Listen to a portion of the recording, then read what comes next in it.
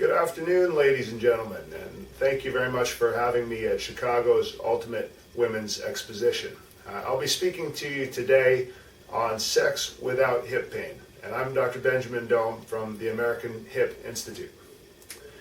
So, this is a topic that has not been talked about very much, but probably should be, because there is a large problem here, and perhaps even an epidemic of hip pain, especially in women, which can be addressed in many ways. So first, let's visit on why are women different from men? And they're different in a number of ways. So firstly, women tend to be more flexible. They tend to have a wider pelvis. They run with a different technique if they run. And clearly they have different hormonal makeup. Estrogen is an example, but that's just the tip of the iceberg. And the different hormonal makeup actually affects the joints, including the hip joint. Now, causes of hip injuries can include an abnormal shape of the bones, wear and tear of the cartilage, or instability. Sometimes this abnormal shape comes in the form of a mismatch between the ball and socket, where they essentially don't line up correctly, and this causes friction or rubbing. Now, pain can manifest in a number of different locations. It can be in the hip, or it can be felt in the groin, or the thigh, or the side, or the buttock.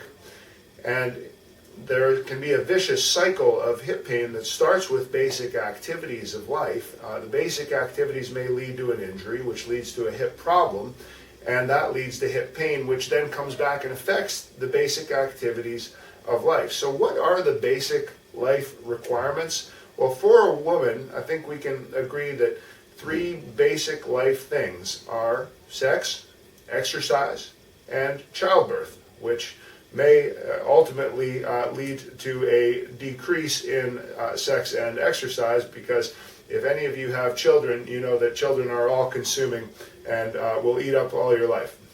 So what about sex then, for those headacheless days?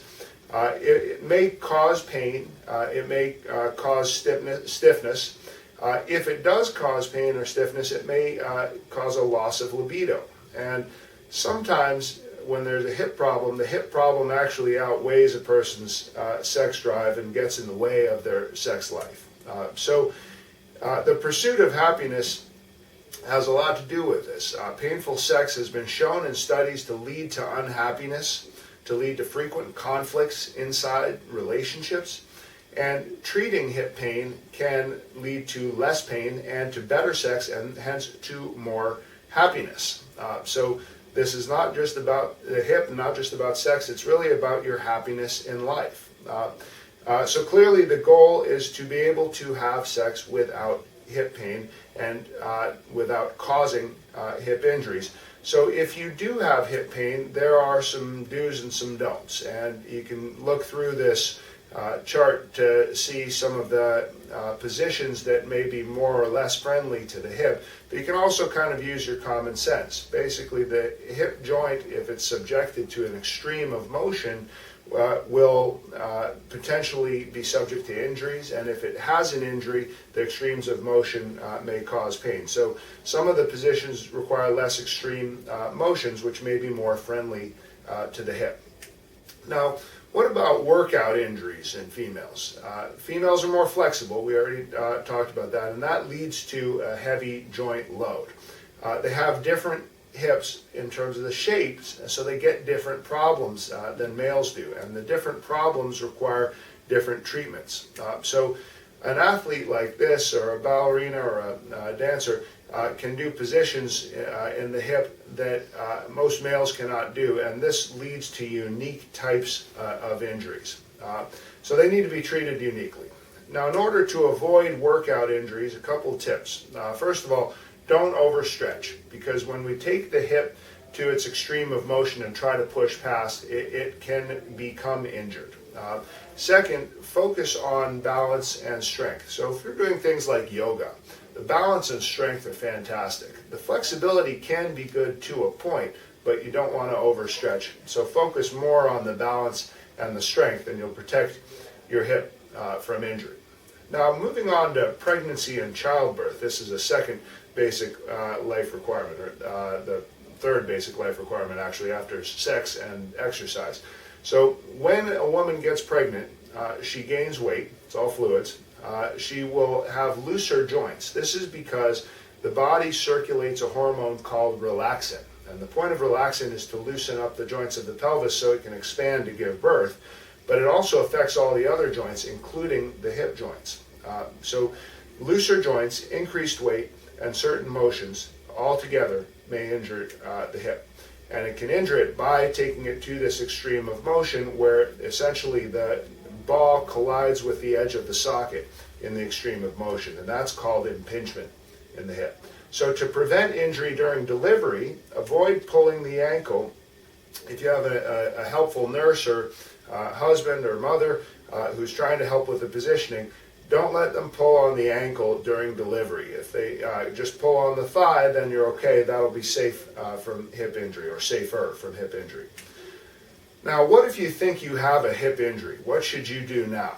Well, the first thing is you should get a diagnosis. And 60% of hip injuries are initially misdiagnosed. Now, we see in our practice an average of 7 months until patients get to the right doctor and get the correct diagnosis, and they've seen an average of 3 to 4 doctors before they get there.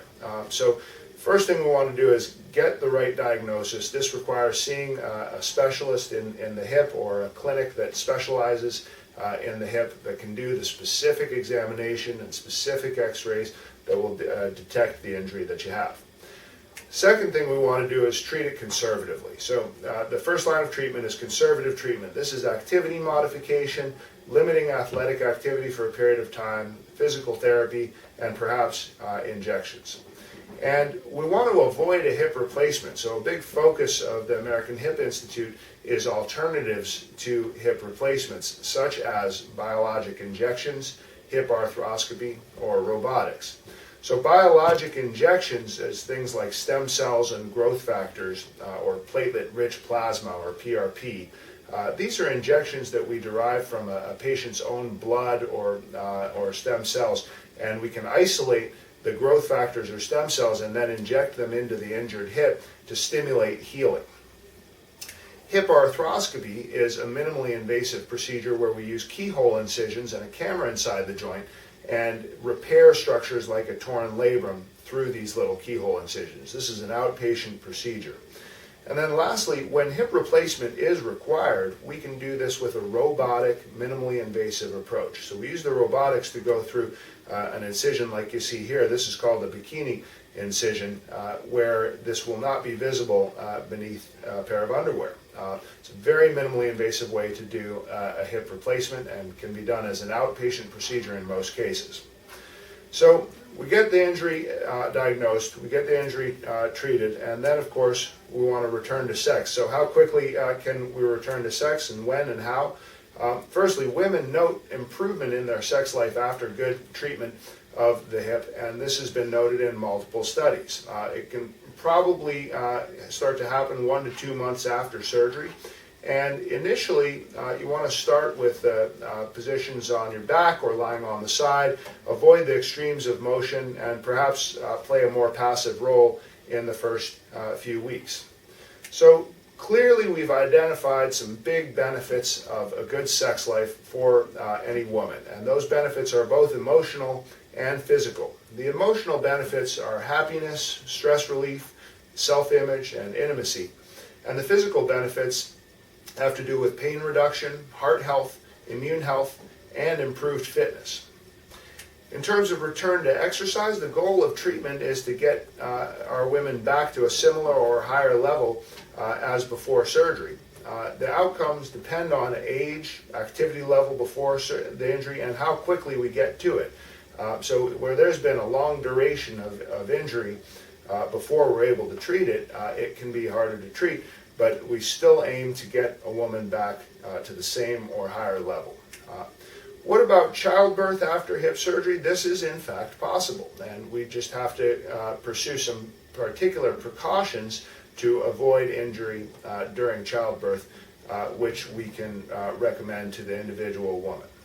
So in summary, Sex, childbirth, and recreational activities are all essential for well-being. The hip pain significantly affects quality of life, and a correct diagnosis and treatment can restore a woman's life. Thank you very much, and again, thanks for having me at Chicago's Ultimate Women's Exposition.